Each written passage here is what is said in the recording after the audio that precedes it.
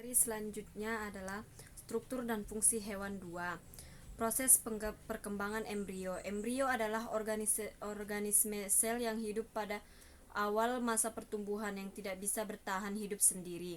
Di sini kita akan membahas embrio pada manusia. Embrio pada manusia adalah organisme yang berkembang biak secara seksual ketika sel sperma yang membuahi ovum, yang nantinya akan membentuk sel yang disebut zigot, di mana zigot memiliki DNA dari ayah dan ibunya. Embrio terbentuk seantara umur 3-5 minggu kehamilan, dan pada minggu ini sudah nampak rangkaian anggota tubuhnya. Selanjutnya proses pertumbuhan dan perkembangan embrio. Trimester pertama adalah masa pembentukan dan perkembangan pesat dari semua sistem dan organ tubuh bayi. Trimester pertama ini terjadi pada 3 bulan pertama. Pada bulan pertama, kantung ketuban sudah berbentuk untuk melindungi embrio dengan cara membungkusnya dengan ketat.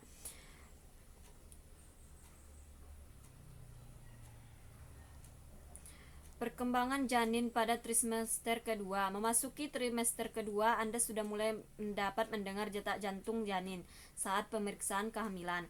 Pada trimester ini terjadi di bulan keempat sampai bulan keenam.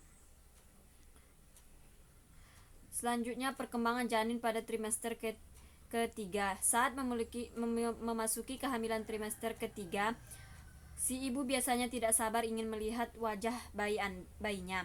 Inilah perkembangan janin saat memasuki trimester terakhir. Trimester ini terjadi pada bulan 7 sampai ke 9.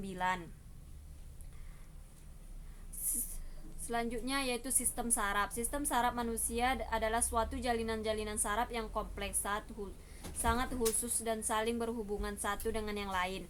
Struktur jaringan saraf yaitu badan sel, inti sel, sitoplasma, dendrit, neurit, akson. Bagian saraf neurit atau akson adalah selaput saraf yang panjang, perluasan dari badan sel. Sel Schwann adalah sel penyokong akson yang berfungsi menyediakan suplai makanan bagi metabolisme akson dan membantu regenerasi akson. Sel saraf sinapsis adalah ujung akson berfungsi untuk meneruskan impuls menuju ke neuron lainnya. Cara kerja sel saraf dapat dibagi menjadi 3, yaitu sel saraf sensorik, yaitu sel saraf yang memiliki fungsi menerima rangsangan dari reseptor, yaitu alat indera. Sel saraf motorik merupakan sel saraf yang memiliki fungsi mengantarkan rangsangan ke efektor yaitu otot dan kelenjar. Sel saraf penghubung yaitu sel saraf yang memiliki fungsi menghubungkan sel dari saraf satu dengan saraf lainnya. Sistem endokrin. Sistem endokrin disebut juga kelenjar buntu, yaitu kelenjar yang tidak mempunyai saluran khusus untuk mengeluarkan sekretnya. Sel-sel penyusun organ endokrin adalah sel neosekretori dan sel endokrin sejati. Kelenjar endokrin. Kelenjar endokrin yaitu kelenjar pituitari, dikenal sebagai master of glands atau raja dari semua kelenjar. Karena pituitari dapat mengontrol kelenjar endokrin lainnya. Pituitari dibagi menjadi 2, yaitu kelenjar tiroid, yaitu kelenjar yang salah satu dari kelenjar endokrin terbesar daripada tubuh manusia. Kelenjar protariot ada 2 jenis. Dalam kelenjar protariot ada sel utama yang mensekresi hormon protariot yang berfungsi sebagai pengendali keseimbangan kalsium dan fosfat dalam tubuh. Kelenjar adrenalin. Kelenjar adrenal merupakan sepasang organ yang terletak dekat kutub atas ginjal. Kelenjar pineal merupakan kelenjar endokrin atau neuroendokrin yang mengatur irama harian aktivitas tubuh. Pankreas atau kelenjar ini menghasilkan hormon insulin. Testis menghasilkan hormon testosteron. Ovum menghasilkan hormon estrogen yang berfungsi untuk menebalkan dinding rahim, dan progesteron yang berfungsi untuk menjaga ketebalan dinding rahim. Sistem intukmen.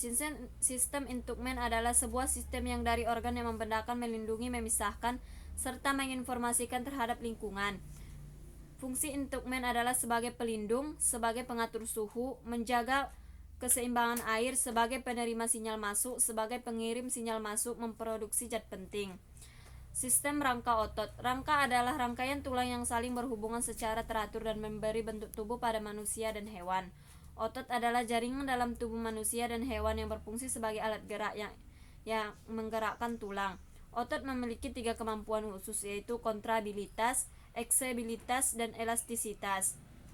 Jenis-jenis otot diantaranya otot lurik, otot polos, dan otot jantung. Jaringan pada otot yaitu jaringan otot polos yang mempunyai serabut kontraktil yang tidak memantulkan cahaya berselang-seling, sehingga sarkoplasma tampak polos dan homogen. Jaringan otot lurik atau jaringan otot rangka otot mempunyai serabut kontraktil yang memantulkan cahaya berselang-seling. Otot jantung berbentuk silindres atau serabut pendek. Otot ini tersusun atas serabut lurik yang bercabang-cabang dan saling berhubungan satu dengan yang lainnya. Bagian rangka manusia yaitu 1. Rangka kepala tengkorak. Rangka kepala ini dikenal dengan nama tengkorak. Rangka tulang kepala berbentuk bulat, disusun oleh tulang-tulang yang berbentuk pipi. Rangka badan. Rangka badan tersusun mulai dari tulang leher sampai tulang ekor. Rangka anggota gerak. Rangka anggota gerak terdiri dari anggota gerak atas dan anggota gerak bawah. Gerak atas disebut juga dengan lengan atau tangan. Anggota gerak bawah disebut juga dengan kaki. Fungsi rangka manusia yaitu memberi bentuk tubuh, contohnya pada tulang tengkorak yang memberi bentuk pada wajah. Rangka tubuh manusia berfungsi juga sebagai penopang tubuh kita, contohnya tulang kaki yang menopang seluruh tubuh. Melindungi organ-organ dalam. Rangka tubuh juga berfungsi sebagai alat gerak pasif dan tempat melekatnya otot. Sistem imun dan limpatik. Sistem limpatik adalah suatu sistem sirkulasi sekunder yang berfungsi mengalirkan limfa atau getah bening di dalam tubuh. Limfa berasal dari bahasa plasma darah yang keluar dari sistem kordivaskular ke dalam jaringan sekitarnya. Adapun fungsi limfa yaitu mengangkut limfosit, mengembalikan cairan dan protein jaringan ke sirkulasi darah, membawa lemak emulasi dari jaringan sekitar usus halus ke darah, menyaring dan menghancurkan mikroorganisme untuk menghindarkan penyebaran. Apabila ada infeksi, kelenjar limfa menghasilkan zat imun atau antibodi, melindungi tubuh terhadap mikroorganisme.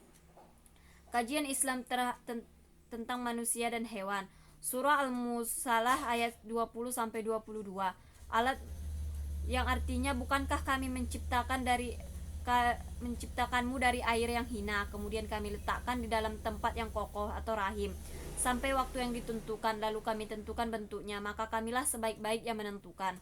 Dari penjelasan di atas, kita simpulkan bahwa manusia adalah makhluk yang paling sempurna antara makhluk lainnya. Dengan demikian, dapat menjadi komando yang di muka bumi. Selain struktur tubuhnya sempurna, manusia dilengkapi oleh Tuhan dengan satu komponen ilahiyah, suatu unsur yang mempunyai fungsi menghubungkan manusia dengan Tuhan, yaitu ruh.